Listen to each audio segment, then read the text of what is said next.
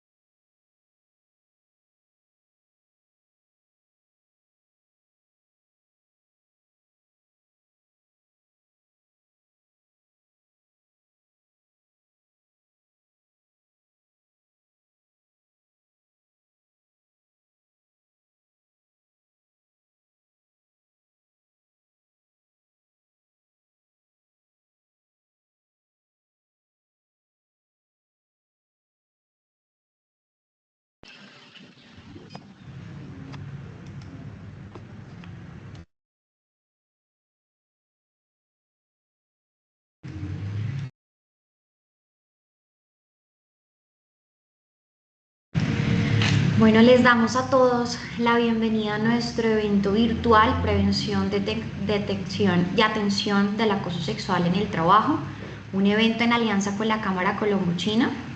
Y bueno, antes de iniciar nuestro evento queremos darles algunos anuncios importantes. Queremos contarles que este webinar será grabado desde su inicio. En el transcurso del día, las memorias del evento, la grabación y la presentación serán enviadas únicamente a los correos en los que ustedes se registraron para asistir a este evento. En caso de existir dificultades técnicas durante el evento, les pedimos por favor que a través del chat nos informen si tienen algún inconveniente y por favor mantenerse en línea mientras solucionamos cualquier inconveniente técnico que tengamos. Las preguntas serán contestadas al finalizar el evento y se tendrá en cuenta solamente aquellas que queden registradas en el chat. Antes de presentar a las personas que van a dirigir este espacio, quiero darle el espacio a Catalina de la Cámara Colombo-China.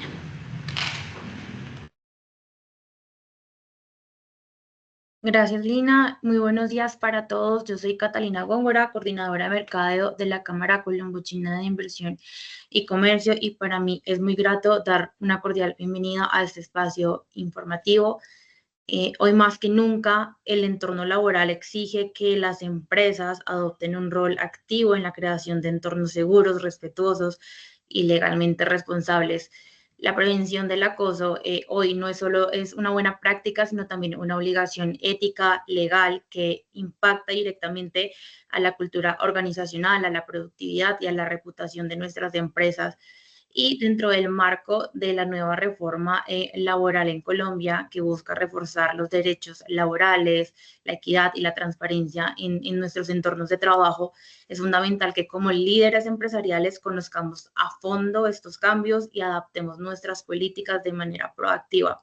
Por eso agradezco a Forbes Mazars Colombia por organizar este webinar tan esencial que nos va a permitir entender esos retos legales actuales y cómo transformar el compromiso empresarial en acciones ya concretas. Agradezco especialmente a nuestro conferencista, Jaime Felipe Nieto, socio laboral y migratorio en Forbes Mazars, por acompañarnos el día de hoy, en esta mañana, y por su valiosa orientación sobre las implicaciones legales y prácticas de este tema que vamos a abordar. Y esperamos que esta sesión sea de gran utilidad para fortalecer la gestión del talento humano, la cultura del cumplimiento y la sostenibilidad de nuestras organizaciones. Así que súper bienvenidos. Catalina, muchas gracias y bueno, ahorita quiero presentarles a nuestros ponentes, nuestros expertos que van a liderar este espacio. Quiero darle la bienvenida a Jaime Nieto Roldán, nuestro socio de laboral y migratorio de Forbes Mazars en Colombia, quien cuenta con más de 17 años de experiencia. Él es abogado de la Pontificia Universidad Javeriana, magíster en Derecho Laboral y Seguridad Social, especialista en Derecho Laboral y especialista en Responsabilidad y Daño Resarcible. También le damos la bienvenida a Daniela Silva Pacheco, abogada junior de Forbes Mazars en Colombia. Ella cuenta con 2 años de experiencia, es abogada de la Universidad La Gran Colombia y es especialista en Derecho Administrativo. Les doy la bienvenida y gracias por este espacio. Gracias Lina, gracias Laura y bienvenidos todos. Muchas gracias por este espacio y a la Cámara Colombo China por esta convocatoria, esta invitación. Bienvenidos todos. Eh, Me place mucho poder estar acá para compartir un tema pues de tanta relevancia en la práctica del día a día, de las relaciones entre el personal, entre los profesionales de nuestras compañías y los terceros con los que interactuamos. Y en general les agradezco que tengamos la oportunidad o que ustedes puedan tener ese espacio final, si a bien lo tienen, para hacer preguntas concretas sobre lo que pues, vamos a pasar a explicar. Sin embargo, antes de dar inicio con la presentación, nos gustaría compartir con ustedes un par de ejemplos prácticos que pudieran orientar unas respuestas de nuestros participantes. Es decir, quiero que se sientan en libertad de pedir el uso de la palabra, si a bien lo tienen, para darnos algunas de sus perspectivas sobre algunos casos prácticos. Entonces, vamos a leerlos, o voy a leerlos, y les agradezco que me puedan compartir sus opiniones y perspectivas. Por supuesto, esta razón de hacer esta aproximación es obvio sin el previo conocimiento de lo que vamos a explicar de una ley que, ya lo veremos, está cumpliendo 1 año y 1 mes aproximadamente de haber sido proferida y de haber entrado en vigencia, en primer lugar. Y en segundo lugar, pues por supuesto pretendo, o no pretendería más bien, que ustedes contesten dentro de un contexto legal las percepciones que puedan tener.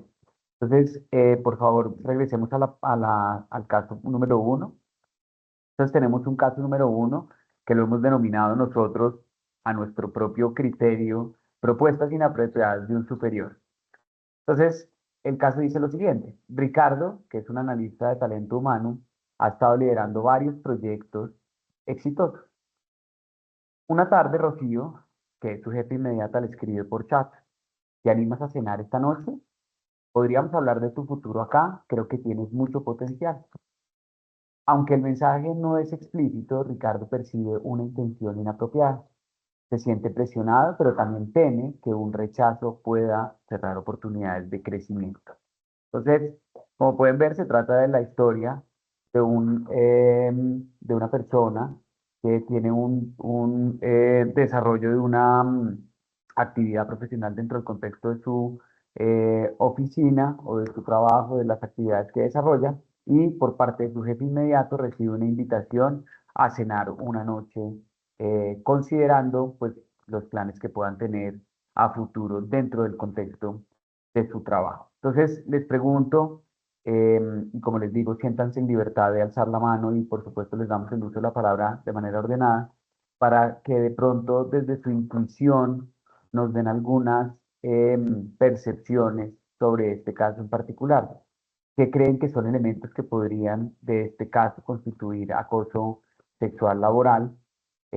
¿Cómo creen que eventualmente este profesional podría manejar esta situación y eventualmente qué medidas preventivas sugieren que se puedan tomar?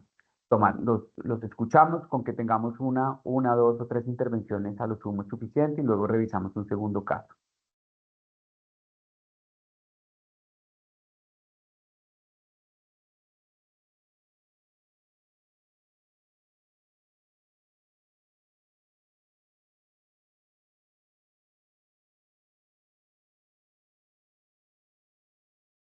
Como dirían los profesores en la Javeriana, creo que me me acostumbré mucho a eso. Por favor, no todos al mismo tiempo, porque no voy a tener tiempo de contestar tantas preguntas que puedan haber sobre este punto. El que desee puede levantar la mano y nosotros habilitamos sus micrófonos.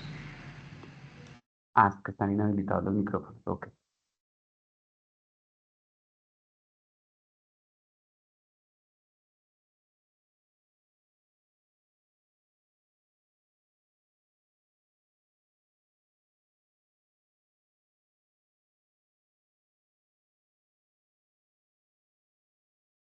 ¿Ninguna duda? ¿Todo parece normal?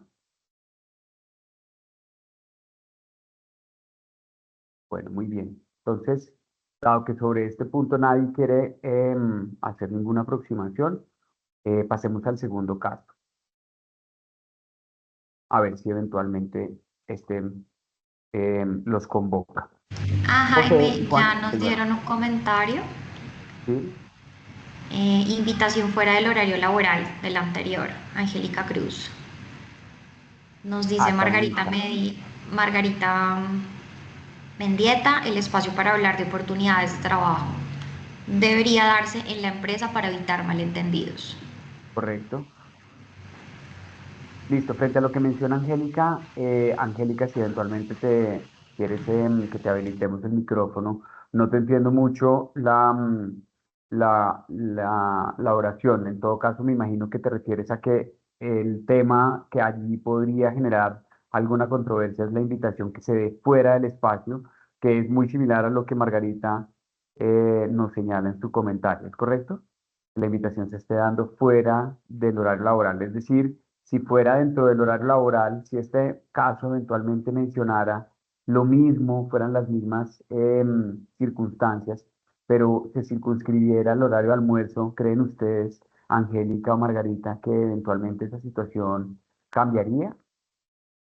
Es decir, el hecho de que sea propiamente una cena conlleva o genera el elemento que de pronto pudieran pensarse que hace que haya una eventual conducta de acoso sexual.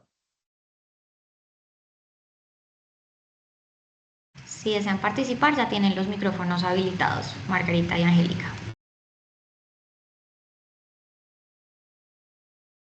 Margarita nos escribe, el espacio para hablar de oportunidades de trabajo debería darse fuera de la empresa. Ah, este ya, perdón, este ya lo ha. Y Marcela, en este caso, se puede entender que la invitación no es tanto para hablar de su posible crecimiento, sino que puede estar buscando otra intención.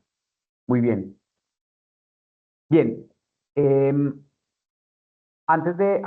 digamos, de dar una perspectiva sobre esos comentarios que hicieron Angélica, Margarita y Marcela, a quienes les agradezco su participación. em, yo, digamos que quisiera ver si en algunos de los participantes creen que la situación eventualmente cambiaría también si quien hiciera la invitación no fuera Rocío en su calidad de jefe, sino que eventualmente la hiciera, vamos a decir, Andrés en su calidad de jefe respecto de Ricardo. Es decir, mantenemos las características em, que, que tiene todo el caso, pero no la invita a cenar Rocío, a Ricardo, sino la invita a cenar Andrés, que fuera su jefe inmediato. ¿Creen ustedes que hay alguna situación que haga que varíe el caso? O conservan sus percepciones quienes han venido participando, quien más quiera participar?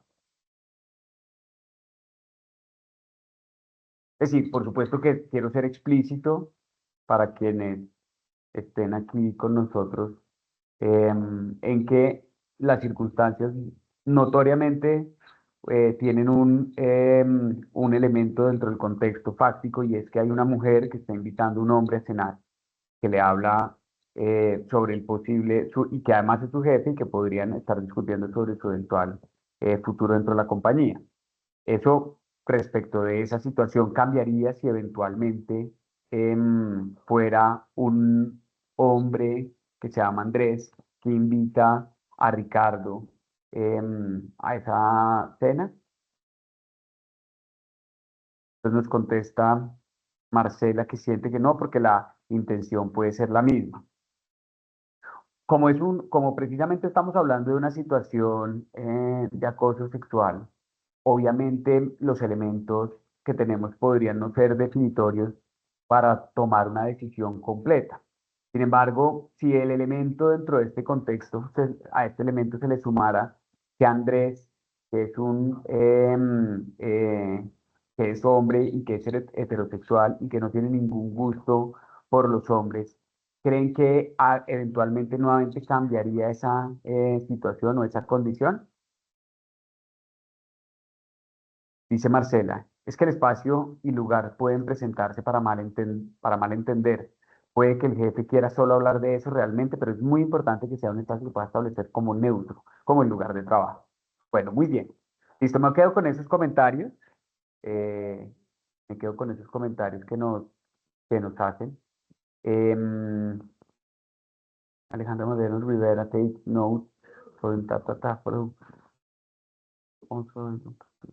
esto es parte, Alejandra nos está escribiendo. Pero no sé, perdón, no es para los momentos claros, listo. Em, Listo, muy bien. Pasemos al siguiente caso, por favor, a ver si algunas otras personas quieren hacer alguna opinión. El caso número 2 es el siguiente, se llama rumores y comentarios en el entorno laboral. Ojo que esto es dentro del contexto del trabajo. José y Juan trabajan juntos en varios proyectos. Su buena relación constante y constante interacción, perdón, generan comentarios en los pasillos.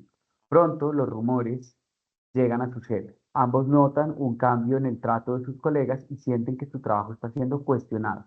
En particular, Juan se siente incómodo con las insinuaciones, pero prefiere ignorarlas. Entonces, como pueden ver en este caso, se trata de dos hombres que trabajan juntos para el desarrollo de varias actividades dentro del contexto de sus funciones.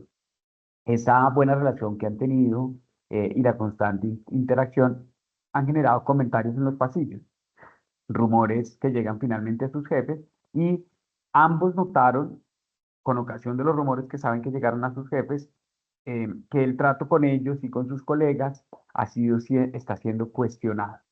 Entonces, pregunta, ¿creerían ustedes que ellos pudieran eventualmente estar siendo víctimas de una situación que pudiera ser constitutiva de acoso sexual? Y agreguémosle ingredientes a ese perfilamiento. Y es, si ellos dos, independientemente de todo, fueran dos hombres que son homosexuales, cambiaría la perspectiva que tenemos frente a ellos dos sobre Juan y José, es decir, ellos eventualmente podrían sentir una situación que pudiera derivar realmente en una situación de acoso sexual o viceversa. Si ambos hombres, Juan y José, fueran heterosexuales, ¿esta situación creen ustedes que eventualmente cambiaría esa circunstancia? Andrés Guzmán nos dice discriminación. Correcto, ese es un tema del que vamos sin duda a discutirlo. Es decir, el hecho de que estén, me imagino yo, Andrés, el punto es que estás mencionando que esa discriminación es por el hecho de que se estén haciendo esos cuestionamientos, por el hecho de que trabajen juntos y que interactúen tanto en el día a día. ¿Alguna otra percepción de alguien más? ¿Quiere participar? Margarita María nos dice, para mí es discriminación más que acoso sexual. Perfecto, buena. Podría ser más un hostigamiento. Ya vamos a hablar del hostigamiento, que me parece muy interesante ese uso de esa palabra en concreto, porque de hostigamiento tendríamos que hablar para hablar de acoso sexual. Muy bien, ¿alguien más?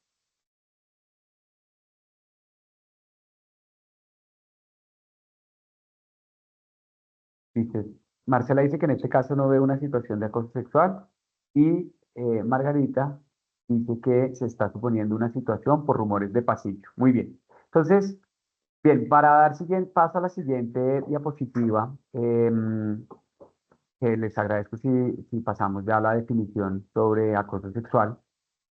Em, Pasemos porfa a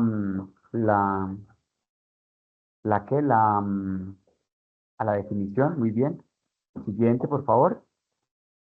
Gracias. Bien, entonces entremos en materia. Em, la ley 2365 del año 2024 fue la ley que vino a entrar a regular de manera particular y precisa lo que es o lo que conocemos como acoso sexual.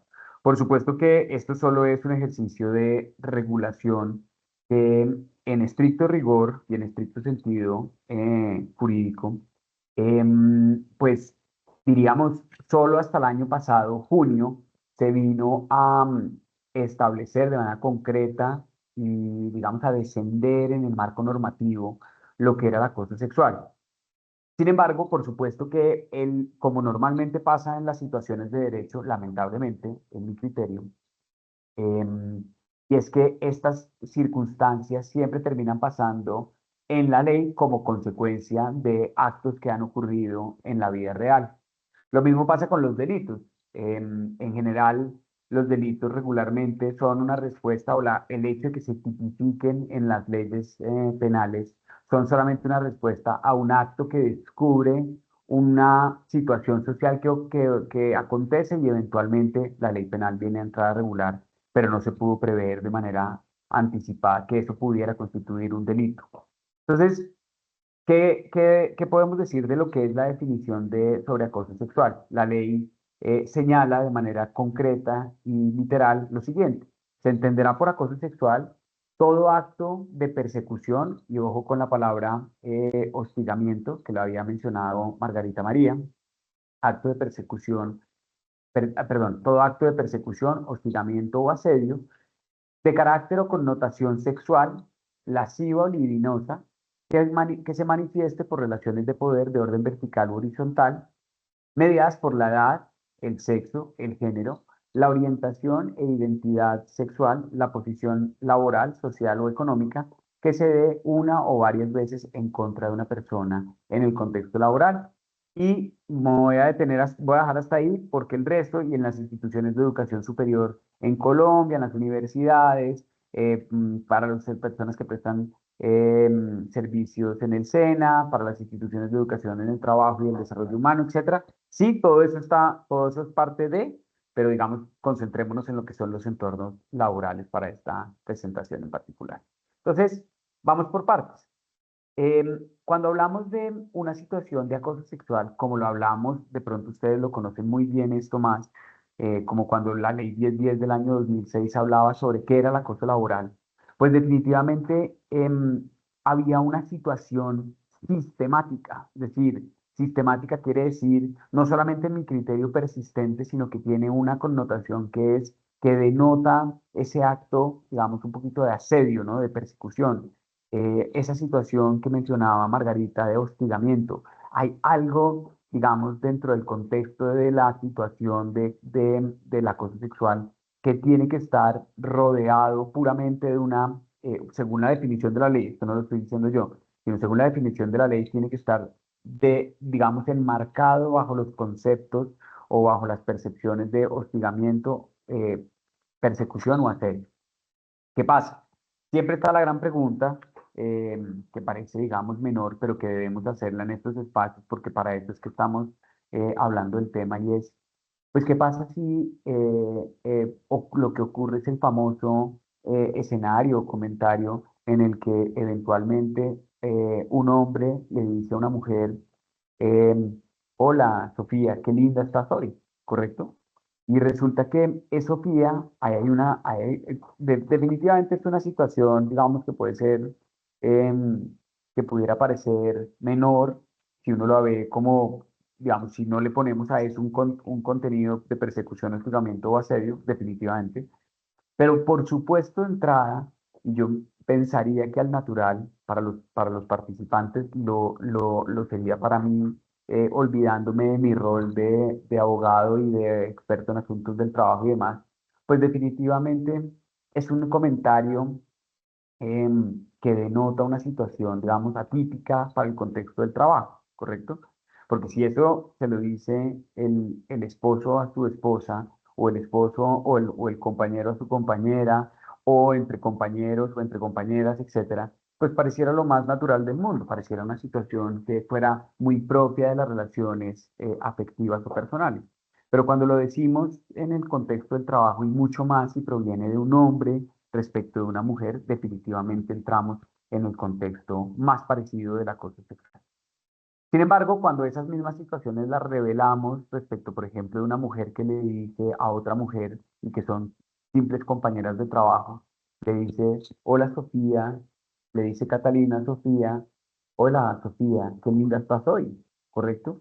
Pudiera ser que Sofía no sintiera esa situación o esa presión que pudiera generar o revelar una situación sobre el contexto sexual al que hicimos alusión. ¿Por qué? Porque de todas maneras es intrínseco dentro del contexto de la connotación sexual que haya normalmente perfilamientos, cuando hablo de perfilamientos me refiero a en dónde tenemos las quejas, en dónde tenemos las quejas de acoso sexual regularmente, no que en los otros casos no los haya, pero ¿dónde tenemos las quejas? Pues de mujeres que son víctimas primero de acoso sexual, mujeres, y dos, las tenemos, digamos, en una relación donde un jefe, hombre superior, hace un comentario de contenido sexual, lascivo o libidinoso, como lo señala la ley, y eso, digamos, deriva en una situación que pudiera revelar un contexto sexual. Sin embargo, repito, digamos, o insisto en una cosa que es importante y es que debe estar precedido de una situación de persecución, hostigamiento o asedio. De tal manera que de pronto quizá hablar de un comentario inicial y quedémonos en el ejemplo de un hombre respecto a una mujer, incluso de un hombre que es superior de una mujer y le señala un día a esa persona que está muy linda, ¿correcto? De entrada no pudiéramos concluir, como igual no lo podríamos hacer como compañía, que eso supusiera una situación de acoso sexual, ¿correcto? Em, lo que pasa es que, obviamente, y afortunadamente, digo yo, em, estas situaciones no se dan solamente en el orden horizontal, perdón, vertical, sino también pudieran ocurrir de manera horizontal. Entonces, en mi criterio, esa ley no tuvo, digamos, un punto, porque hubiera sido, digamos, una ley que desconociera claramente lo que pudiera ser realmente una situación incómoda, también incluso para jefes, y volvamos a poner la situación más fácil. ¿Qué tal la situación en la que un hombre que es un inferior jerárquico de una mujer, pongamos el ejemplo del caso uno, en el que Rocío no recibe esa invitación a cenar, perdón, Rocío es quien recibe la invitación a cenar. Es decir, respecto de un inferior de ella, que vamos a decir que es Andrés, Andrés contacta a Rocío y le pide el favor que por qué no van a cenar una noche, porque quisieran comentar sobre él quisiera comentar con ella sobre su futuro dentro de la compañía, ¿correcto?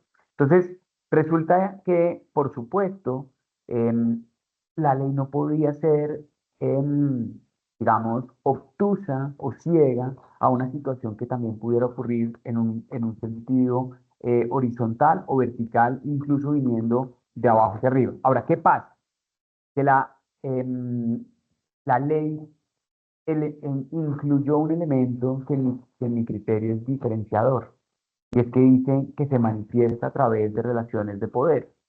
Entonces, cuando ya decimos que se manifiesta a través de relaciones de poder, entonces regresamos al caso anterior en el que es un inferior, no importa si es hombre o mujer, el que le dice a su superior que por qué no cenan una noche para hablar sobre su futuro, y entonces alguien diría, ¿y cuál es la relación de poder que tiene ese señor que es un inferior jerárquico de su jefe? Respuesta, pues algunos de pronto dirían, pues el hecho es que, por ejemplo, él es hombre y genera una relación de poder respecto de ella. Pero entonces, si fuera al revés, si fuera una mujer que está invitando a cenar a un hombre que es su jefe, entonces de pronto la cuestión ya no sería tal así, porque entonces diríamos, no, pero es que ahí no solamente no vemos la relación de poder, sino que al final él es un hombre. Entonces, fíjense que el contenido termina siendo bastante subjetivo, ¿sí? De manera o de tal suerte que dentro del contexto de la definición, en mi criterio, y lo digo con mucha categoría, pero también con mucho respeto, es que definitivamente hay otros elementos que son más dicientes. Es decir, en mi criterio, el elemento de la persecución, el hostigamiento o el asedio, que tiene un carácter, una connotación claramente sexual, lasciva o libidinosa, son elementos mucho más dicientes que los otros contextos. Si viene el jefe de la jefe, si viene de abajo hacia arriba, si viene entre pares, ¿me explico? Es decir, creo que el elemento sobra, o mejor dicho, estos conceptos son son los criterios más orientadores para determinar una situación que pueda derivar en un contenido sexual. Ahora, hablemos de temas que pudieran ser relevantes. Las razones, por ejemplo, de la edad. ¿Qué pasa cuando es, por ejemplo, un hombre mayor respecto de una mujer menor? Seguramente la mayoría de los participantes, creo yo, y lo diría yo también, quitándome la ropa pues de, de abogado y laboralista, pues definitivamente una situación de tales circunstancias, cualquiera diría, no, pues un hombre que es mayor que una mujer y tiene un comentario de carácter sexual, pues definitivamente estamos en un contexto de acoso sexual. Pero si fuera de pronto un hombre menor que recibe un comentario de una mujer mayor respecto de su forma de vestir, le dice, no sé, por fin te estás viendo guapo con la ropa que utilizas. Entonces, pudiéramos decir eventualmente, quizá, que de pronto no es suficiente el contexto para hablar de un contenido sexual. Entonces, ¿yo a qué los quiero invitar con esto? Y es que miren que la ley, como era natural, tenía que ponerse en una posición, digamos, lamentablemente, lo digo lamentablemente, para poder resolver cuando hay acoso sexual, se tenía que poner en una situación bastante gaseosa, es decir, poco concreta.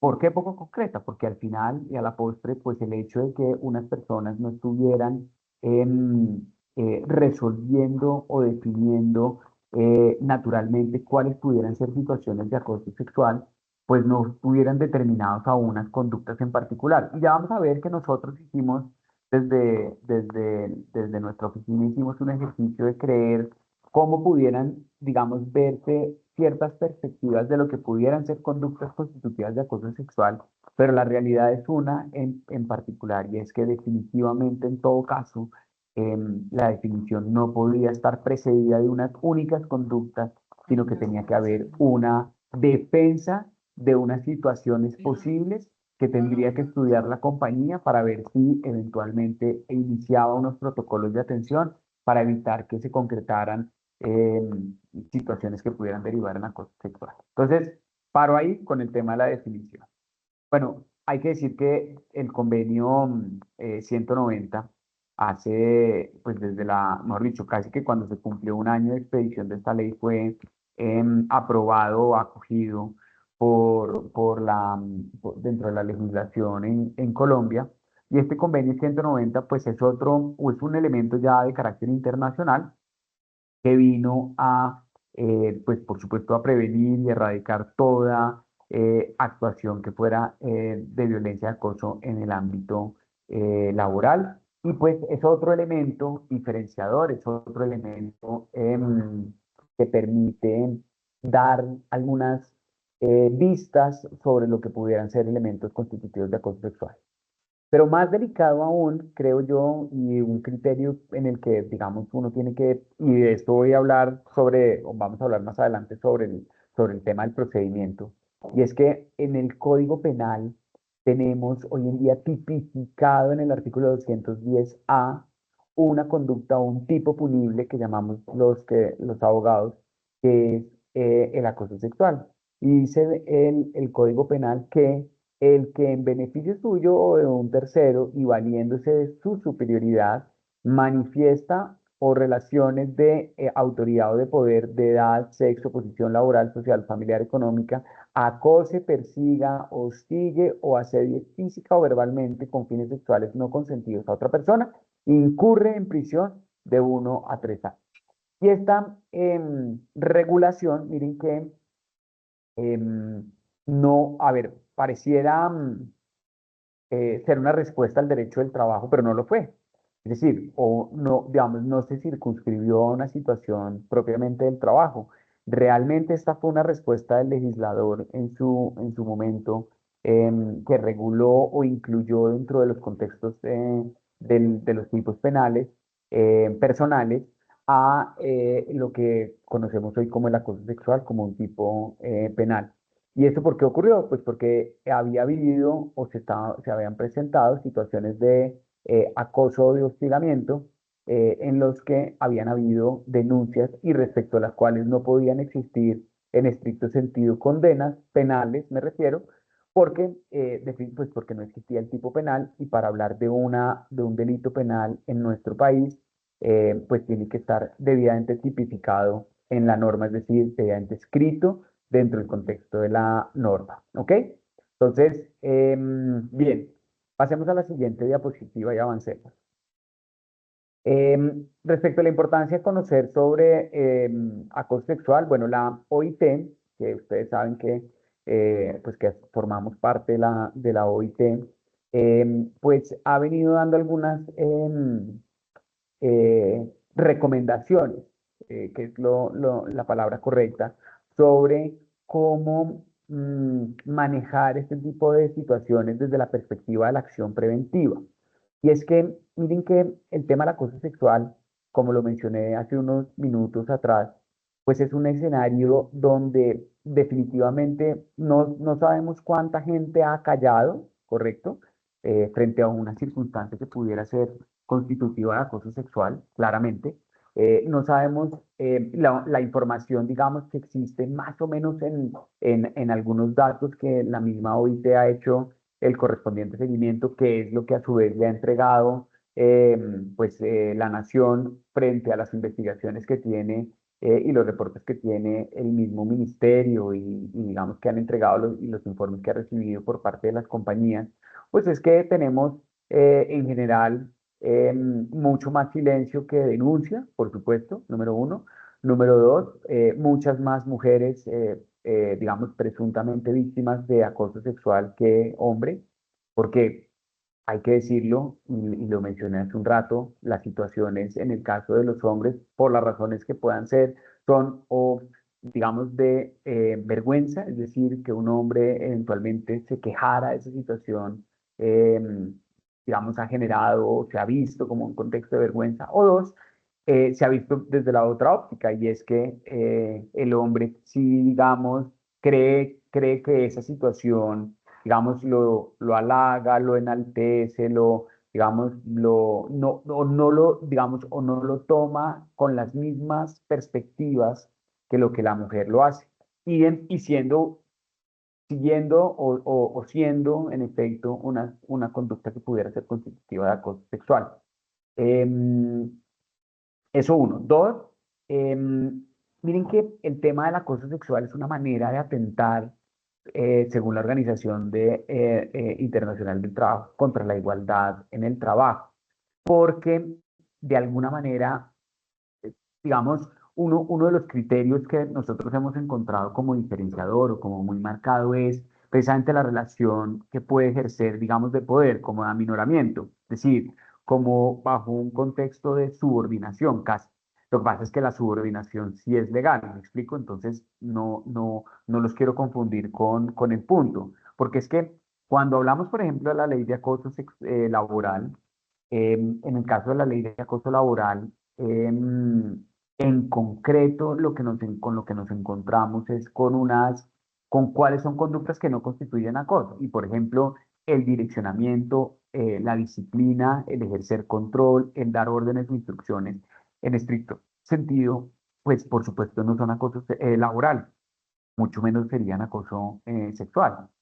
Entonces, si eso es así, esos son algunos elementos orientadores que ya veremos al final sobre qué encontramos como conductas que no son constitutivas de acoso laboral y por lo tanto no deberían ser tampoco acoso sexual, pero el hecho de que se ocurra, y pongamos el ejemplo más grotesco, si un hombre o una mujer le dice a otro hombre o a otra mujer palabras libidinosas, digamos, muy concreto en su manifestación y hostigamiento. No tienen que ser, como ya lo vimos en la definición, y eso me lo iba saltando un poco, y es que no tienen que ser múltiples ocasiones. Es decir, fíjense que en el caso del acoso sexual, el acoso laboral, escúchenme, la ley 1010 habla de la necesidad de que haya como conductas reiteradas, como que ocurra en múltiples ocasiones.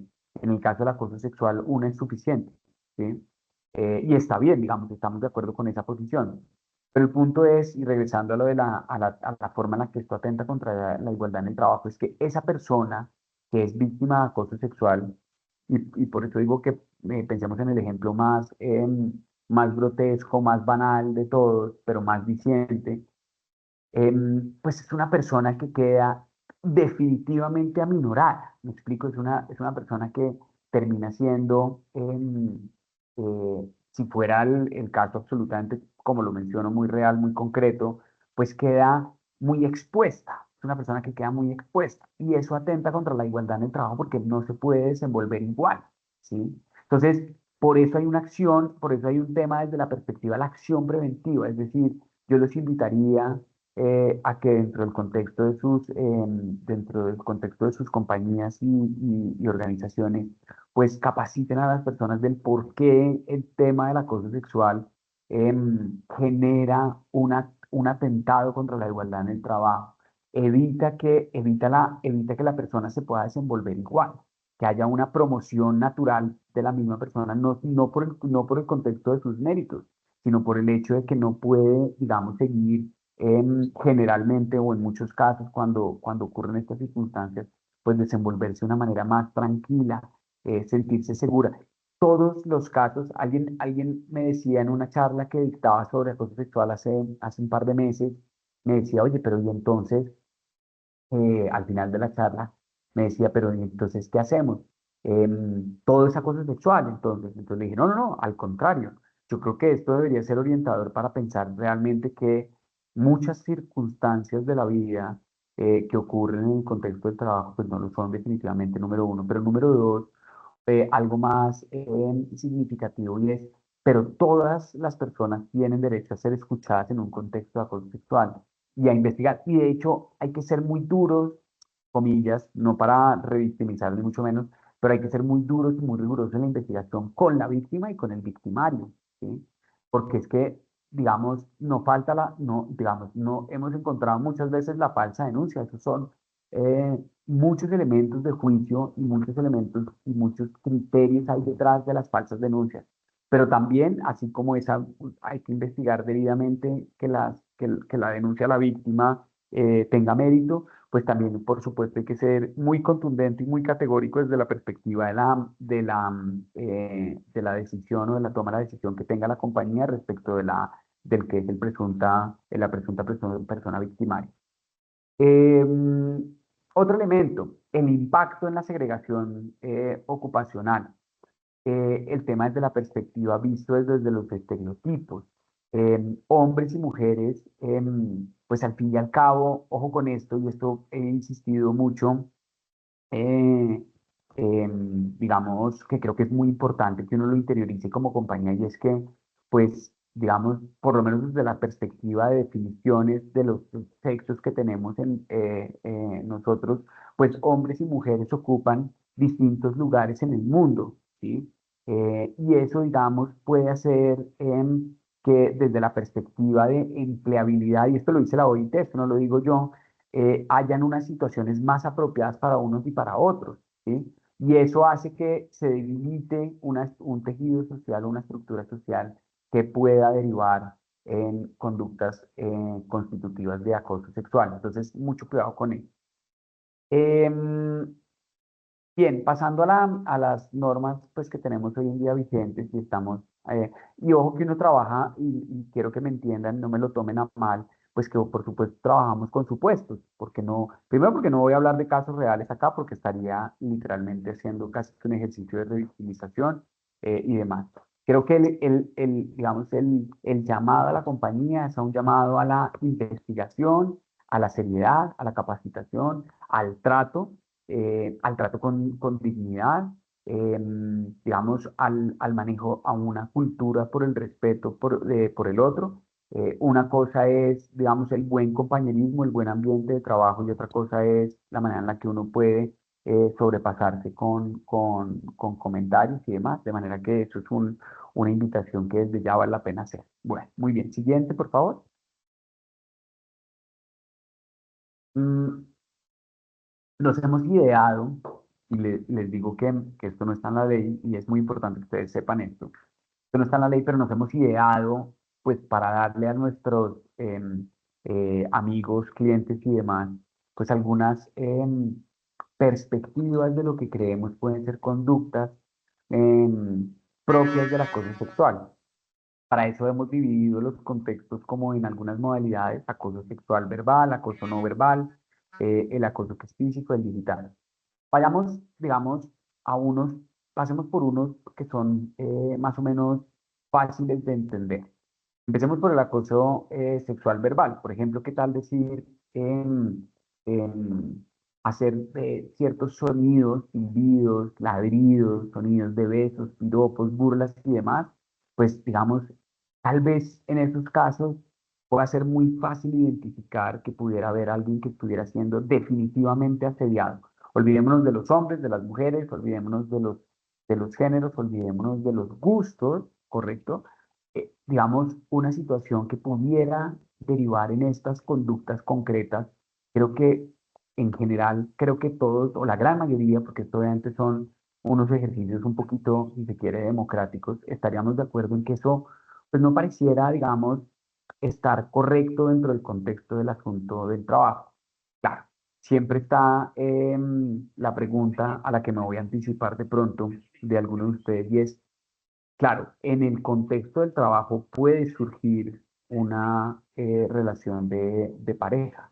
Es decir, dos hombres, dos mujeres, un hombre y una mujer, no importan sus posiciones, no importa nada, podrían ser em, dos personas que finalmente pues, se gustan, se enamoran, se conocieron en el contexto del trabajo y eventualmente llevaron a una instancia personal, una relación que era puramente de trabajo. Eso, digamos, en eso estamos, yo creo que en absoluto acuerdo, y tenemos que excluirlo porque pues se supone que esa es una relación consentida y que, por ejemplo, desde la perspectiva de la definición y desde la perspectiva de la definición de la ley y desde la perspectiva del tipo penal, pues no encuadra, ¿cierto? Y en eso tendríamos que ser muy legalistas, muy estrictos. Bien, ese es uno. Dos, pasemos a la parte de acoso sexual físico, lo que está relacionado con manoseos, tocamientos, pellizcos, palmadas, apretones, roces, etcétera, todas esas situaciones que pudiéramos casi que enrostrar en lo que denominamos un contacto físico innecesario. Además que precedido de una situación en la que digamos, la otra persona definitivamente se pone en una posición incómoda, ¿correcto? Porque hay personas que al saludarse se pueden, por ejemplo, abrazar porque tienen una relación cercana o porque es su manera de saludar, etcétera, y pues digamos, si es común entre las partes, pues diríamos, pues es que ¿quién denuncia eso? ¿Me explico? Si es que ambas partes lo entienden o lo ven como igual. Pero si eventualmente ese no fuera el contexto en el que una persona lo hiciera. Ahora, un comentario que olvidé decir respecto a la definición, y es como la definición no lo podía hacer, por supuesto, pero hay un elemento en lo relacionado con cómo em, cada una de las personas que llega a estas situaciones tiene la edad, digamos, de alguna manera, o las condiciones para ella misma, digo, hablo de persona, no de mujer, ella misma iniciar con algunas situaciones que generen límite en esas circunstancias. Claro, y digamos, serán miles de personas seguramente dentro del contexto del trabajo y dentro de la fuerza de trabajo que tenemos en el país que, digamos, pudieran verse aminoradas en ese escenario. Pero, digamos, en realidad, desde la perspectiva del contexto y desde la perspectiva de la capacitación, que es en lo que he insistido mucho, pues hay que capacitar a la gente para que la misma gente también no necesariamente llevando todo a una denuncia por acoso sexual, pueda explicar en el otro que esa no es la manera en la que le gusta desenvolverse. ¿Me explico? En la relación de trabajo. Entonces evita de entrada un abrazo porque no es la manera en la que le gusta desenvolverse dentro del contexto del trabajo o lo menciona, ¿sí? Y en eso, digamos, uno tiene que también actuar con una, digamos, digamos, dentro de un contexto en el que le explique a los trabajadores esas posibilidades que tienen. Bueno, entonces, en el acoso sexual verbal y en el acoso sexual físico, pues me parece que el tema pues, es muy notorio. Pasemos a los temas de acoso sexual no verbal o al digital. Entonces, digamos, ¿qué pasa con esas situaciones en las que una persona le exhibe a otra fotos, imágenes, videos, audios que tienen un contenido sexual, pornográfico, de exhibicionismo, etcétera? Que de alguna manera, o que recibe, ya como para pasar al mundo digital de una vez, imágenes de la misma persona o de terceros, digamos, llamémoslo así, que tienen un contenido explícito sexual. Ventaja. Vamos a hablar de la ventaja, sobre todo en lo que es una remisión. Ventaja, y es que desde la perspectiva, por ejemplo, probatoria para la persona que se está sintiendo asediada, pues claramente es cuestión de poner, de exhibir dentro del contexto de la denuncia, que ya veremos que tiene un protocolo interno y un protocolo no interno. Dentro del protocolo interno o no interno, poder mostrar que es una persona que recibe constantemente imágenes de contenido sexual, viendo la persona que se las ha enviado de terceros, pues digamos desde la perspectiva probatoria, pues maravilloso en términos de el alcance.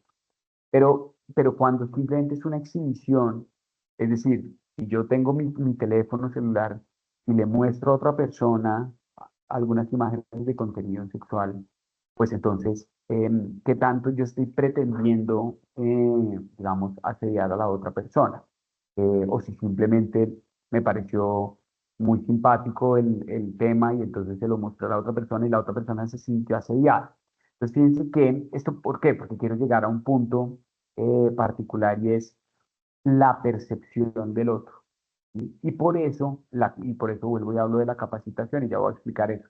Pero es que la percepción del otro en esto es fundamental. No voy a entrar, digamos, no puedo entrar como en moralismos, es decir, no puedo decir, lo que pasa es que la persona, y en este vale la pena un caso que trabajamos aquí desde la perspectiva de nuestros boletines de trabajo y demás, sobre un caso que expuso la Corte Suprema de Justicia de una persona que no hizo una actividad, perdón, la Corte Constitucional no hizo una actividad que consideraba violentaba sus principios religiosos, ¿sí? Entonces, pues digo, no entro en moralismo, porque no puedo y porque la ley, digamos, no debe, pero definitivamente en ese planteamiento a la Corte, respecto de un señor a quien se le terminó con justa causa su contrato de trabajo porque se negó a participar de una actividad de la compañía, que incluso no tenía ningún contenido sexual, era un tema de, pues, digamos, no en apariencia de la perspectiva del derecho del trabajo, era una de estas actividades que hacen las ARLs, como integración, con un baile o alguna cosa así, y como de una suerte de pausa activa más o menos, y entonces el trabajador se negó por sus creencias de carácter religioso y la persona se le terminó el contrato de trabajo con justa causa, que estaba de alguna manera desconociendo eh, el ejercicio, digamos, de las actividades que debía desarrollar como trabajador. Y él finalmente demandó y la Corte, digamos, tomó en cuenta el criterio de su separación de carácter religioso y consideró que efectivamente se había tratado de un acto de carácter puramente discriminatorio, diciendo que ese era un acto en el que se había tomado una decisión de terminar el contrato de trabajo cuando no se estaba respetando los cultos del trabajador. Entonces, esto para decir que la percepción del otro es determinante. Y esa percepción del otro tiene mucho que ver con cómo nos desenvolvemos en nuestra perspectiva social, de dónde venimos, cuáles son las costumbres que tenemos, cómo fuimos educados, cuál es la perspectiva en la que nos educaron en casa, cuáles son los criterios que traemos desde una perspectiva religiosa, si es que la tenemos o no la tenemos. Entonces, todas estas circunstancias pues, son determinantes y de ahí insisto en la importancia sobre la capacitación. Muy bien, entonces, siguiente, por favor. Siguiente.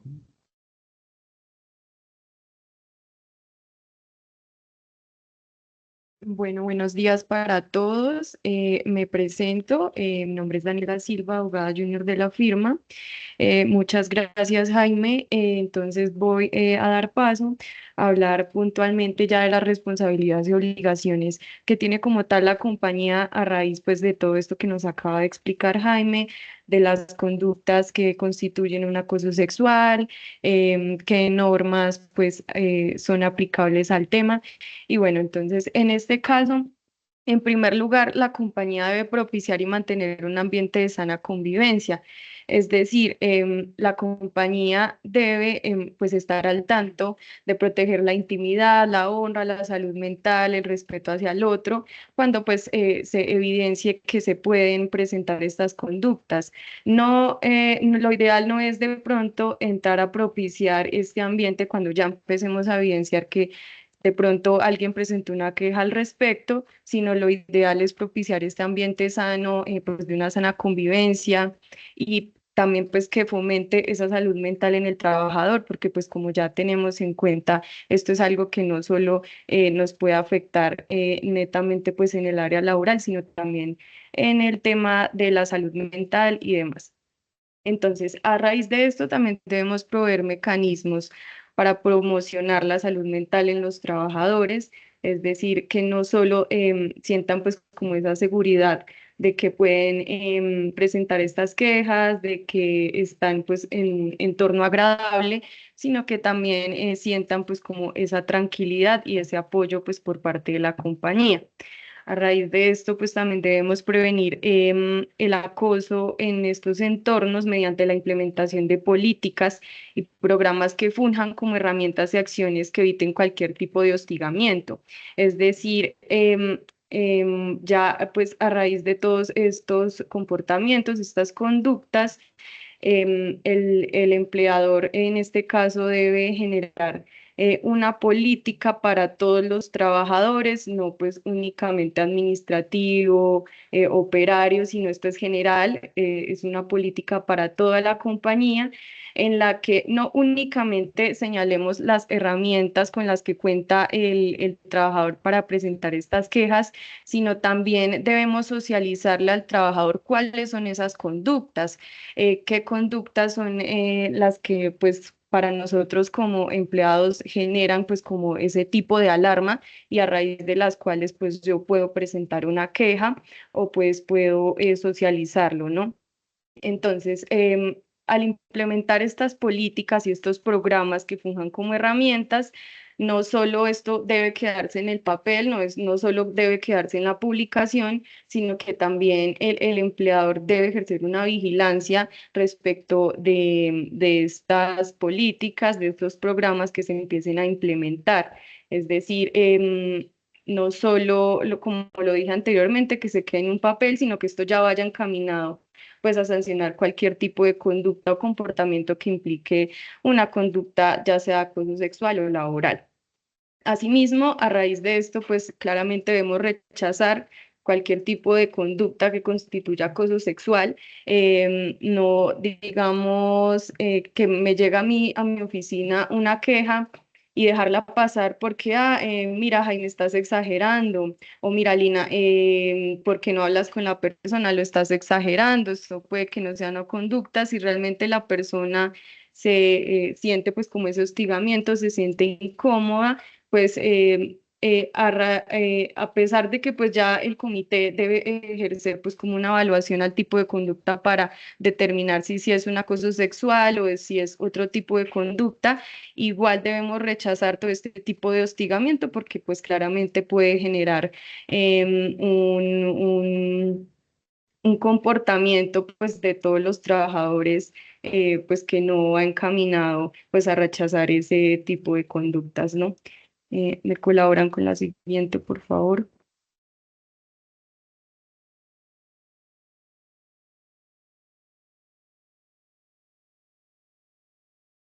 Perfecto. Bueno, a raíz de estas responsabilidades, también al empleador se le generan algunas obligaciones. Inicialmente, y como ya lo mencioné anteriormente, la principal es crear una política interna de prevención que se vea reflejada en el reglamento interno de trabajo. Asimismo, debe verse reflejada en los contratos laborales, en los protocolos, en las rutas de atención, pues que las rutas pues que ya defina como tal la compañía.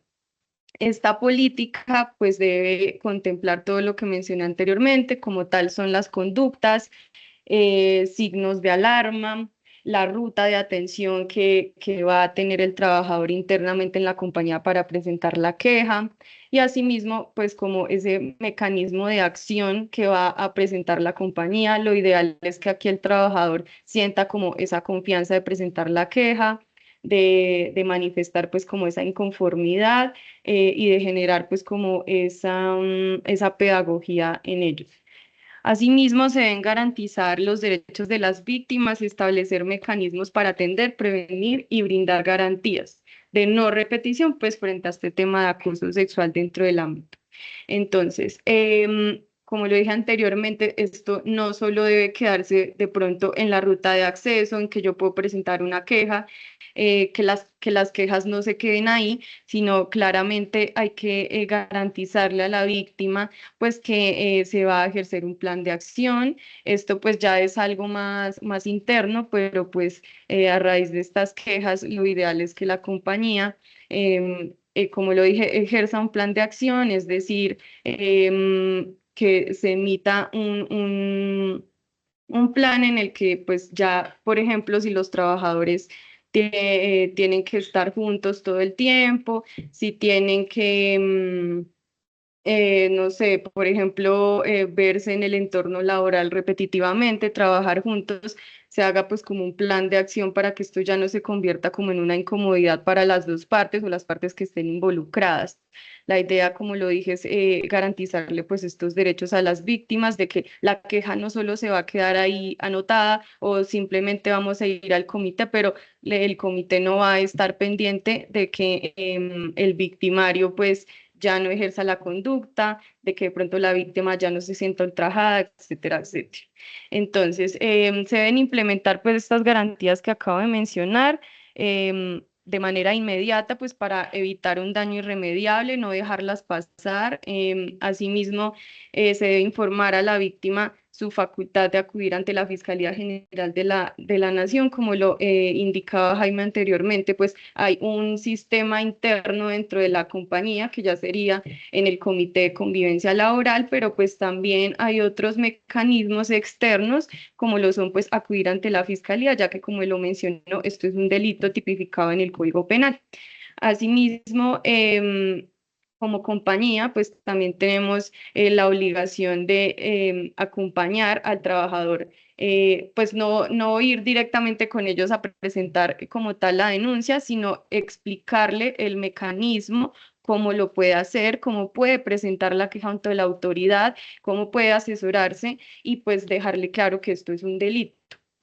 Asimismo, la compañía debe abstenerse de realizar actos de censura, es decir, no digamos como ocultar estas situaciones, sino hacerle ver al trabajador que que ellos cuentan con un mecanismo de acción, que ellos pueden presentar una queja, que de pronto la compañía no va a tomar represalias en contra de ellos porque lo presenten, sino generarles como esta tranquilidad a los trabajadores para que puedan, pues como tal, presentar la queja y no realizar algún tipo de censura. Aquí también pues es importante resaltar que el ministerio nos exige publicar semestralmente el número de quejas tramitadas y sanciones impuestas en los canales ya sea físicos o electrónicos que tenga la compañía. Asimismo deben remitirlas al Sistema Integrado de Información de Violencia de Género, SIGIV, dentro de los últimos 10 días del respectivo semestre de manera anónima. Es decir, la compañía pues sí tiene esta obligación de dar un informe semestral de estas quejas que se presenten. Entonces, bajo ninguna circunstancia podemos efectuar actos de censura o de pronto cohibirnos de hacer estas publicaciones porque seguramente los trabajadores se van a alarmar. La idea no es alarmarlos porque esto son situaciones que se pueden presentar en cualquier entorno, no solo en el laboral. Un acoso sexual tú lo puedes vivir en cualquier momento del día, ¿no? Entonces es como generarles esa tranquilidad de que ellos pueden presentar la queja ante cualquier pues situación, ante cualquier tipo de acoso y que nosotros como compañía pues les vamos a generar ese acompañamiento y esa tranquilidad. Siguiente, por favor.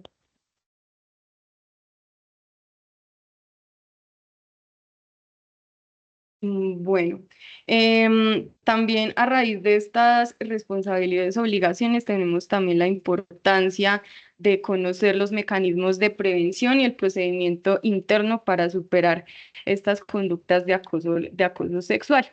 Entonces, ante la ocurrencia de estos actos, de, pues, ya sea de presunto acoso sexual, sin importar el tipo de vinculación, el empleador o contratante deberá implementar una campaña inmediata de acción colectiva orientada a la transformación del ambiente en un espacio de igualdad libre de violencias, como ya lo había mencionado anteriormente. La idea es generarle esa tranquilidad al trabajador, esa libertad de poder exponer pues como todas estas situaciones sin que ellos se sientan, no sé, como con un complejo, que sientan que de pronto esto me va a traer de pronto represalias por parte de mi superior o algo así. Recuerden que pues no solo estos actos de acoso se presentan con mis alternos, sino también con mis subalternos, con las personas que estén en línea continua conmigo, no solamente se presenta por lo general con el superior, entonces también es como generar esta pedagogía con el trabajador. Qué pena, alguien hizo un comentario. La compañía puede crear otro comité para la recepción de este tipo de quejas o debe ser tramitadas por el Comité de Convivencia Laboral. Claro, Diana, dame un momento. En la siguiente diapositiva ya te voy a resolver esa duda. Entonces, a raíz de, pues, de generar esa tranquilidad y de todo lo que ya he mencionado, se ve, aparte de mencionarlo en el reglamento interno de trabajo, en los contratos, en todas las convenciones que tenga la compañía, lo ideal también es elaborar un código de conducta en el que se identifiquen los tipos de comportamientos aceptables e inaceptables en la organización. Y esto pues claramente se debe promover en los medios de comunicación internos de la compañía. Entonces, insisto, esto no solamente debe quedarse señalado en el papel, en el contrato, en el reglamento interno de trabajo, sino que también se debe socializar con todos los trabajadores. Esto es algo muy pedagógico, porque como ya lo mencionó Jaime al inicio pues, de la socialización, por lo general pasa que de pronto yo soy una persona muy prevenida, tengo algo me pasó anteriormente, entonces puede que yo ya tome un saludo como un acoso sistemático, ¿no? Entonces, la idea pues también es elaborar ese código de conducta, hacerle ver pues a los trabajadores cuáles son los comportamientos aceptables e inaceptables en la organización. Ya pues esto claramente sería algo interno. La idea es que dentro de la compañía pues se definan y también, si es posible, contar de pronto con el apoyo de los trabajadores, de pronto hacer algo participativo en lo que cada uno de los trabajadores nos pueda decir, mira, a mí me parece que esto puede ser una conducta inaceptable, ya se ha visto en algunas oportunidades, etcétera, etcétera. Entonces, la idea es que también contemos con esta participación de los trabajadores para saber en qué ocasiones ellos se pueden pues, sentir incómodos o no se pueden sentir incómodos, cuáles son las aceptables, cuáles son las inaceptables. Entonces, para resolverte ahora sí tu consulta, Diana, no, como tal no debemos generar otro comité aparte del Comité de Convivencia Laboral. Como lo decía Jaime, esto es una normativa prácticamente nueva, la acaban de expedir hace un año y un mes, Por lo tanto, como tal, esto no se ha señalado, o sea, no se ha delimitado si debemos crear un comité aparte del Comité de Convivencia Laboral. Por lo tanto, y hasta el momento, estas conductas de acoso, estas quejas de acoso se deben resolver dentro del Comité de Convivencia Laboral, es decir, no debemos crear un nuevo comité, sino el que ya tenemos pues creado dentro de la organización.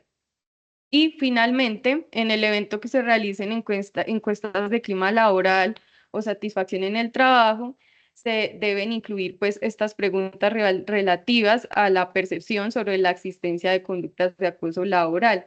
De pronto, en el momento en el que ustedes elaboren su código de conducta, digamos que se elabore hoy julio del año 2025, la idea es que al pasar los años ustedes sigan alimentando ese código, puede que se presenten nuevas conductas, que se presenten nuevos comportamientos inaceptables. Entonces, la idea es seguir alimentando este código, la idea es seguir socializándolo y seguir pues aceptando como esas sugerencias también de parte de los trabajadores, porque pues a la final ellos son los que sufren pues como este tipo de conductas pues por parte de sus compañeros, superiores, subalternos, como ya lo mencioné anteriormente.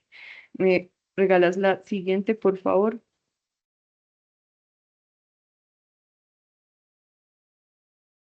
Listo, entonces ya para ahondar más en el protocolo que se debe seguir frente a estas quejas de acoso y para continuar dándole esa respuesta a Diana, entonces inicio reiterando nuevamente que cualquier persona que tenga conocimiento del presunto acoso sexual podrá presentar una queja ante el empleador. En este caso, la queja se debe presentar ante el Comité de Convivencia Laboral. Reitero que no es necesario crear un comité aparte para el acoso sexual. Este se debe manejar dentro del que ya tenemos señalado entre la organización, es decir, dentro del Comité de Convivencia Laboral. Entonces, ustedes como compañía, pues deben elaborar el mecanismo, ya sea electrónico o físico o verbal, mediante el cual se van a presentar esas quejas. Claramente la sugerencia es que ya sea electrónico o físico, lo ideal es que esto se presente escrito para que ya luego el comité de convivencia pueda iniciar con el análisis preliminar del caso.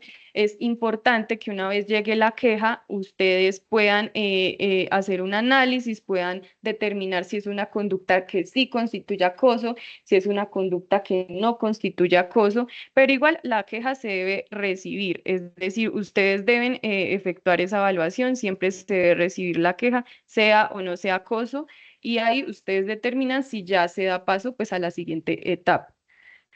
Dice, ¿qué hacer si la víctima es mi empleada y el presunto acosador es un trabajador de un proveedor? De igual forma, se debe dar paso al comité de convivencia para pues dar el plan de acción frente al acoso sexual. Tengan en cuenta que el acoso también lo pueden presentar contratistas, no solo los trabajadores. Entonces, claramente se debe dar paso pues a la apertura del comité de convivencia, perdón, de comité de acoso sexual dentro del comité de convivencia laboral.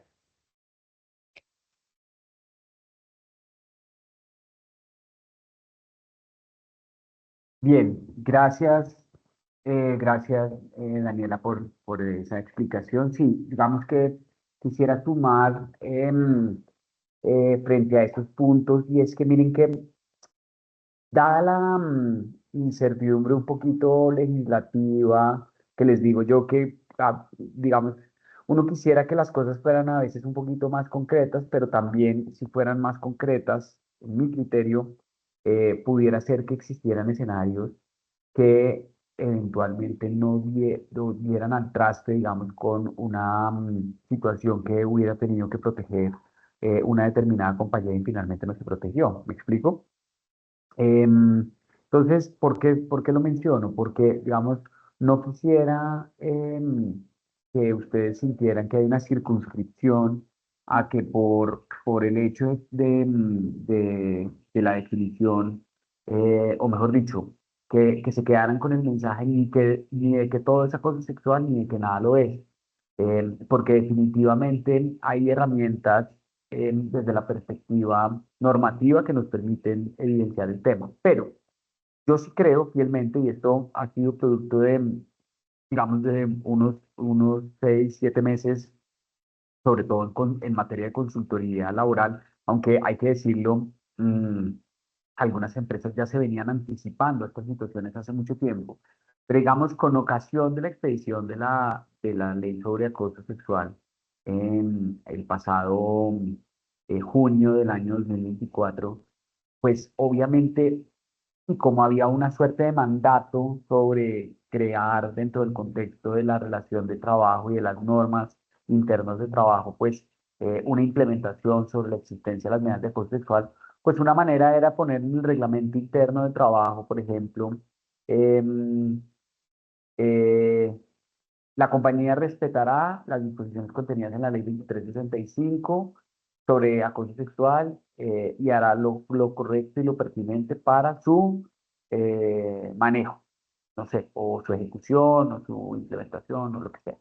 Entonces uno dijera, bueno, pues esa es una manera de acogerse, digamos, de cerrar íntegramente el espectro a que pues hay una ley y la ley dice lo que dice, que es suficiente, pero digamos pueden considerar como parte de la acción sí, del accionar que uno puede tomar como compañía, pues definitivamente puede tomar en consideración un poquito como lo hemos venido mencionando, el crear pues esa política de manera muy detallada, mucho más específica, y sin perjuicio de que sea digamos, el paraguas, si se quiere, o la sombrilla del tema del Comité de Convivencia Laboral, que está creado o sí, que fue creado con ocasión de la ley 1010 para la atención de situaciones que pudieran ser constitutivas de acoso laboral única y exclusivamente.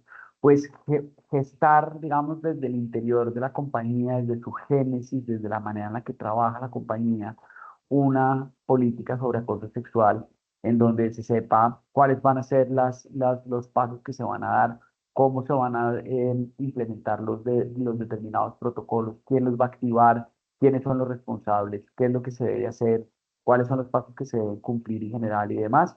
Yo, digamos, en ese escenario, eh, les diría que pueden hacer eh, digamos, una introspección mucho más profunda, valga la redundancia conceptual, para mirar cómo dar ciertas pautas al uso del comité, a las perspectivas, a cuáles son las maneras en las que se deben gestar las denuncias, hacer ver, miren, yo creo que es muy importante hacerle ver al trabajador, al que va a denunciar, porque entonces claro, siempre está el temor, como es natural, de que entonces todas las situaciones sean constitutivas de acoso sexual, ¿correcto?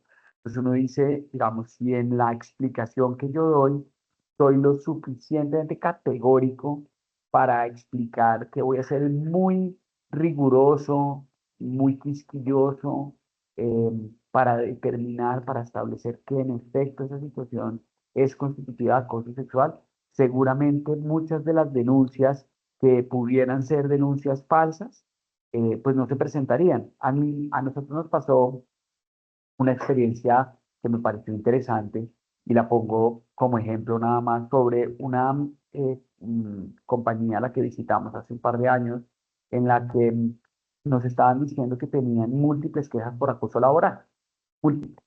Pero resulta que pues el cliente estaba preocupado porque decía, yo no sé si es la generación que tengo trabajando, que eran particularmente jóvenes, digamos, menores de 30, de 35 años, el 90% de la base de los trabajadores era jóvenes menores de 30 años, muy pocos de más de 30 años en adelante. No sé si somos nosotros, la organización no funciona bien, pero entonces, bueno. Y finalmente digamos, lo cierto, había una cosa cierta, desde la perspectiva fáctica, que en esto, digamos, como siempre hay que ser muy objetivos, y es, habían muchas denuncias por acoso sexual, perdón, laboral. Entonces, esas denuncias por acoso laboral, que eran múltiples, pues dijimos, a la compañía, traigan a los acosadores y a los acosados y expliquémosles la ley 1010 de pe a pa, es decir, cómo se dio, cuáles son las razones, de dónde viene la intención del legislador, cómo se discutió el tema, por qué razón tal. Y sobre todo expliquémosles lo que ven ahora en su pantalla, expliquémosles qué no es acoso laboral para la ley.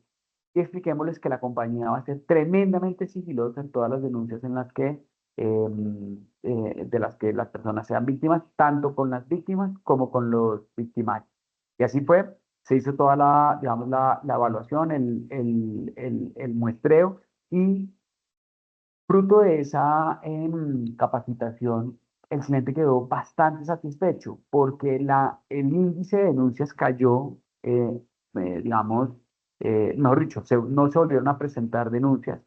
Varias de las personas que han presentado las quejas sobre acoso laboral las retiraron, digamos, presentaron una suerte de comunicación diciendo que retiraban sus quejas, pero no era, digamos, para desincentivar el uso en estricto sentido, era para que la gente también entendiera en dónde sí se puede mover y en dónde no, y cuál es un ejercicio responsable del uso de la ley. Porque es que este no es un juego, me explico, aquí no estamos en el juego de descubrir víctimas o victimarios. Esto es una situación real que debemos atender, que tiene que ser con todo el rigor necesario, y que la gente, si lo va a hacer como víctima o el victimario, sepa que se van a tomar todas las medidas del caso. ¿Me explico? Entonces, para finalizar, les quiero recordar que la ley 1010 del 2006 definió que no era acoso laboral. Entonces, las asignaciones de las tareas, las metas laborales, la retroalimentación, ojo con eso, la retroalimentación, de hecho, uno poder sentar en un espacio separado propiamente del puesto de trabajo del trabajador para decirle: la retroalimentación que tengo contigo es la siguiente, que pueda ser verbal incluso, ¿correcto? Esa no es una situación de acoso laboral o sexual. Em, las solicitudes sobre que sea comprometido con la compañía, que atienda los deberes de lealtad. El mismo Código Sustantivo del Trabajo habla sobre el deber de lealtad, que es un ejercicio, un desarrollo del principio de buena fe. Em, las acciones que toman los superiores jerárquicos, que es donde normalmente encontramos pues esas más, digamos, esa más cantidad de denuncias realizadas dentro del contexto legal sobre un ejercicio de subordinación, donde le dice: esta situación, el conducto, la estrategia, la manera en la que tienes que resolver esto es así, así. Esa no es una situación que constituye acoso laboral. Hacer seguimientos: ¿cómo va esto? ¿Esto por qué no ha salido? ¿Dónde están estas acciones? Y demás, esas no son conductas constitutivas de acoso laboral. Y son, a mí, en mi criterio muy personal y profesional, me hacen sentir que son orientadores. Al fin y al cabo, esto va a quedar en manos del Comité de Convivencia Laboral. Y decir una cosa: no lo dice la norma en estricto sentido, no lo dice. Como si, digamos, en la ley 1010 pasa, que es muy, digamos, muy transparente, es muy claro, que cuando, mejor dicho, un comité de convivencia laboral, ni el comité de convivencia laboral, más bien, ni tampoco el comité perdón, el Ministerio del Trabajo tienen facultades para resolver cuando hay conductas constitutivas de acoso laboral o no. Eso solo lo puede hacer un juez de la República, fruto de un proceso ordinario, perdón, de un proceso especial que se maneja ante la jurisdicción ordinaria, jueces laborales que pueden resolver cuando hay una conducta que sea constitutiva de acoso laboral. Como lo digo, sin perjuicio de que en estricto sentido la ley 2365 no entró, digamos, a definir qué era perdón, no entró a definir si el comité puede o no puede definir si hay conductas de acoso sexual o no. Yo, digamos, y yo además creo francamente que no debería pues hacerlo, no es, digamos, no es estratégico, no es conveniente. Pero sí, digamos que, como les menciono, el comité pueda tomar cartas en el asunto, como en efecto lo dice la legislación. Y sobre todo hacerle ver a la víctima que si está, digamos, convencida de una determinada situación en concreto, pueda acudir a la Fiscalía General de la Nación para poder denunciar penalmente lo que es un tipo penal, y es el acoso sexual en concreto. Ojo, advertencia, no es solamente que existe, no solo existe el tipo penal de acoso sexual, también existe el tipo penal de falsa denuncia. Y esa falsa denuncia seguramente podría ser controvertida o podría ser, digamos, una contradenuncia que hiciera una víctima o un presunto victimario de acoso sexual contra quien dice ser víctima de acoso sexual, porque ese también es su derecho, ¿sí? Em, entonces, sobre la base de esto pues, que exponemos el día de hoy, eran las perspectivas que queríamos compartir con ustedes.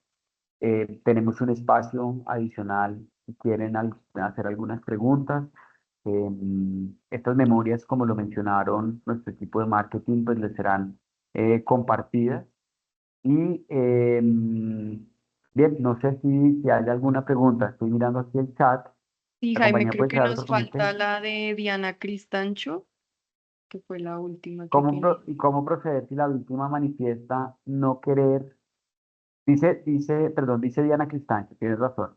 Gracias, Daniela. ¿Y cómo proceder si la víctima manifiesta no querer dar trámite a su queja mediante el comité de convivencia? Nada, pues es decir, no dar trámite, ese es un derecho que reposa en cabeza inclusive que el que sea, digamos, como una suerte de investigación anónima, bien podría llevarse a cabo tal cual. Es decir, una persona cree que puede estar siendo revictimizada con toda la razón por el hecho de que se le revise el caso de una manera,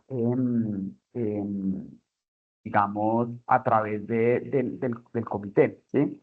Em, entonces, definitivamente tenemos que, digamos, se puede respetar el tema. Lo cierto es que a esa persona sí tenemos como compañía la obligación de darle, digamos, como uno, tratamiento, dos, digamos, dejar evidencia sobre el haber recibido su queja y estarle dando manejo. Todo eso, digamos, tiene que quedar registrado porque si no, entonces, pues no habría, digamos, una forma de probar que, que el comité pues actuó, o sea, que la empresa no fue tolerante. Piensen, hay una cosa muy importante ahí para esta pregunta y es que tenemos que tener cuidado con el tema de tolerancia, porque la compañía en el espectro en el que se mueve es en el espectro de la tolerancia o no tolerancia de las denuncias. Entonces, frente a las denuncias, siempre como lo mencionó en su momento Daniela, acción, yo ya lo había dicho desde que empecé la charla, hay que tomar las medidas y hay que hacerle ver en concreto tanto a las víctimas como a los victimarios que se van a tomar cartas en el asunto. Bien, creo que tenemos otra pregunta. Mm, dice Juliet Vanessa Rosso, dice, hola, en el reporte al CIDIGE de las quejas, si no se reportó, ¿se puede hacer todavía o qué recomendaciones damos? Bueno, pues mira, digamos, obviamente este es un tema todavía muy insípido, ¿no? Si una queja pues no fue reportada al sistema, es recomendable reportarla pues lo antes posible, pues porque al final ese es el mandato legal que tenemos. Reportar la queja pues permite que las autoridades competentes eventualmente tengan que tomar las acciones y brinden pues la atención necesaria a la víctima. Y lo que pasa es que estás contribuyendo en todo caso pues a un registro y un análisis de una situación que puede ser constitutiva pues de violencia o de acoso sexual, que pues desde la perspectiva nuevamente de la compañía lo importante es pues llevar a cabo ese registro en particular. Entonces, mi recomendación sería que hicieran el reporte, si existe la denuncia, digamos, formal, llegó, se atendió por el comité y no se reportó, yo lo haría, porque otra cosa es, pues, que suena mal, pero pues podría ser, si alguien me comenta a mí, oiga, yo creo que fui víctima de acoso sexual y uno le dice, pues tienes que reportarlo, tienes que hacer la denuncia, y nunca se hace, y eventualmente eso no quedó reportado en el sistema, pues entonces uno dice, pero ¿dónde está la evidencia? Pues usted dijo que creía que estaba siendo víctima de acoso sexual o le ha pasado una situación determinada, pero usted, digamos, es su deber también, digamos, legal, el ponerlo, digamos, en el papel, o digamos que, o si no lo puede hacer usted por sí mismo, pues pedir las ayudas internas necesarias a través del equipo de gestión humana podría ser para resolver ese punto en concreto. Entonces, yo lo haría si existe esa evidencia muy en estricto sentido. Entonces, esa sería mi respuesta. Bien, tenemos otra pregunta. Dice, si el comité de convivencia, mm, si el comité de convivencia, perdón, si el comité no determina si existe acoso o no, ¿qué tipo de resoluciones podría expedir si no es estratégico declarar la existencia de una conducta? Es que mira, como lo decía, el comité de convivencia laboral pues no determina si existe acoso o no acoso, ni sexual, ni laboral, ni de ninguna índole. Es expresamente la ley 1010 dice que em, eso es así. La ley 2365 no dice nada, digamos, ¿sí? Pero tampoco, digamos, dice esta ley que no se pueda considerar como parte del fundamento el emitir una suerte de recomendaciones dentro del contexto de la resolución que tenga el caso.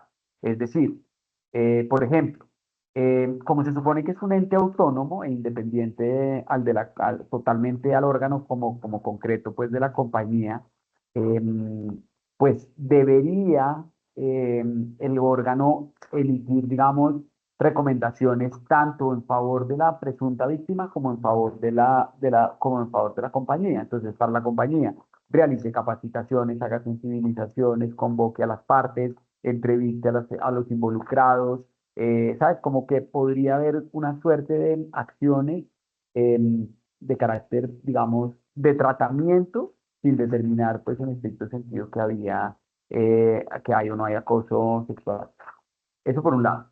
Y por el otro lado, para la víctima decirle, te quiero informar que usted se encuentra protegida, no solo, digamos, a nivel interno por este comité, quien va a tomar las acciones pertinentes y emitirá las correspondientes acciones y recomendaciones a la compañía, sino que adicionalmente usted cuenta con las herramientas como, por ejemplo, eh, la de acudir ante la Fiscalía General de la Nación para denunciar el caso, porque de todas maneras, tratándose de un delito, es su deber ciudadano denunciarlo, o que un tercero lo haga, como funciona, digamos, en algunos casos desde la perspectiva pues penal, que quien avista la existencia de un delito, pues pudiera denunciarlo en concreto. Entonces, eso creo que sería la respuesta.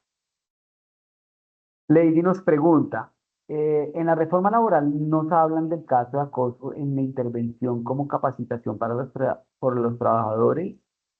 ¿Qué área entra gestión humana o el comité de convivencia laboral? Intervención como capacitación para los trabajadores. No entiendo muy bien la pregunta. Que si es quien debe tomar la intervención desde la perspectiva de la capacitación es el comité o el área de gestión humana. Esa es la pregunta.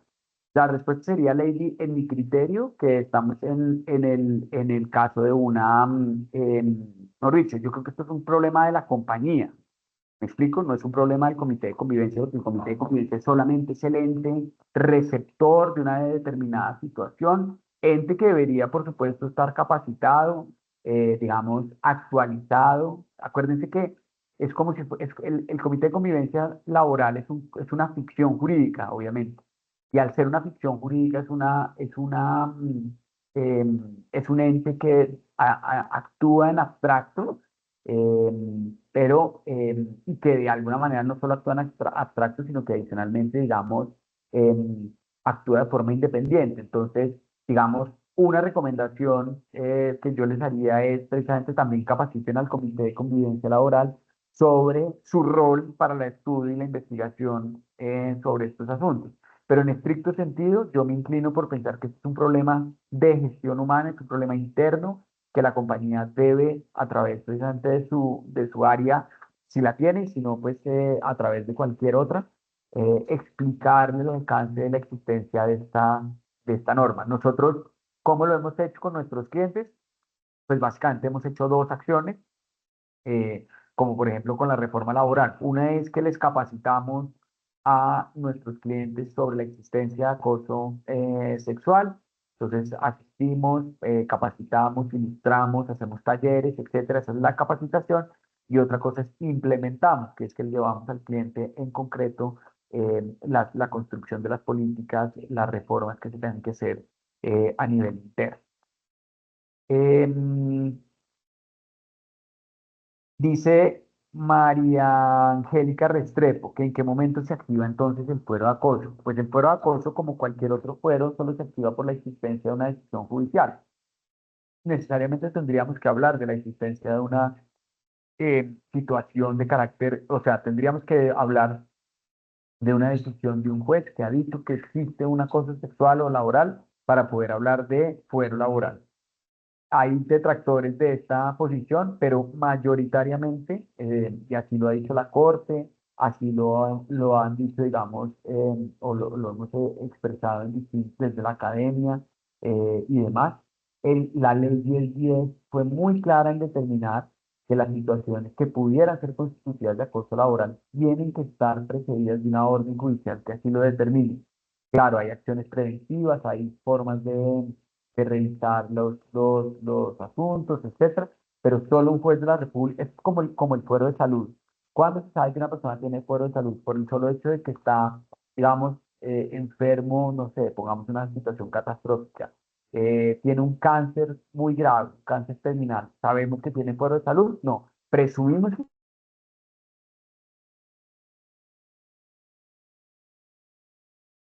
cáncer judicial sobre si existe o no existe el fuero de salud, pero no la podemos definir nosotros, porque es que no somos jueces, ¿me explico? Ni tampoco la puede definir el trabajador, porque el trabajador tampoco es juez.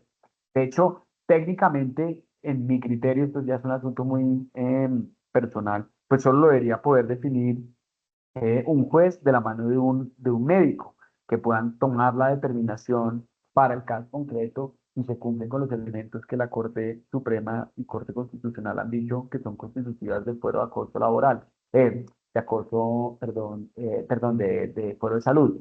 De otra manera, es imposible. De hecho, saben ustedes que existen pues, los procesos hoy en día de fuero y estos procesos de fuero que saldrán con la nueva regulación del nuevo Código Procesal de Trabajo y la Seguridad Social que entrará en vigencia el próximo año, hay un proceso especial para la determinación de fuero. Entonces, esto para responderle a María Angélica. Y María Angélica dice nuevamente esta pregunta, porque muchas trabajadoras utilizan las denuncias como mecanismo de protección. Sí, correcto. Y comparto tu percepción. Y no lo hablemos de trabajadoras, hablemos de trabajadores en general, hombres y mujeres, utilizan mucho los esquemas de la denuncia para forarse. Eso está claro.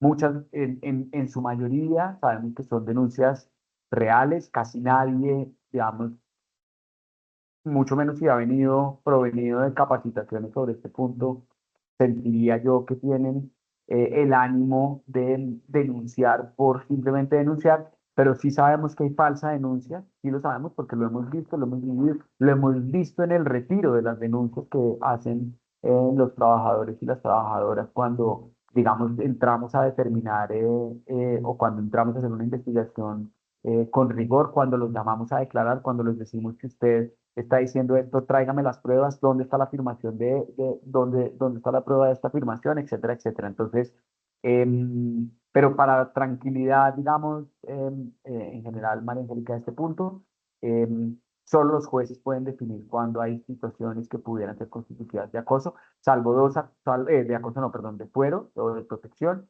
salvo dos en mi criterio, el fuero sindical que está regulado en la ley, quien tenga ciertas posiciones dentro de la organización sindical son aforados, punto, eso lo dice la ley de manera muy clara y determinante, y lo mismo ocurre con las personas que tienen, fuero, las mujeres que se encuentran en embarazo, quienes gozan de un fuero legal, que dice, estas personas o estas mujeres a partir de este momento gozan de un fuero por razón de su embarazo. Entonces, creo que sería realmente. Y muchas gracias por tus preguntas. No sé si haya alguna otra duda, o si fue claro, espero que sí. En todo caso, con el mayor gusto, estamos para servirles, para responder tus preguntas. Aquí están algunos de nuestros datos de contacto. Nuevamente, muchísimas gracias a la Cámara por esta convocatoria, por hacernos partícipes de los intereses de la Cámara y a todos los que participaron de esta sesión el día de hoy. Este es un tema, digamos, de mucha relevancia, de mucho tacto, mucho cuidado. Y desde Foro Mazar estamos listos para ayudarles en caso de que así lo requieran. Les agradezco enormemente el tiempo y que tengan un feliz resto de día.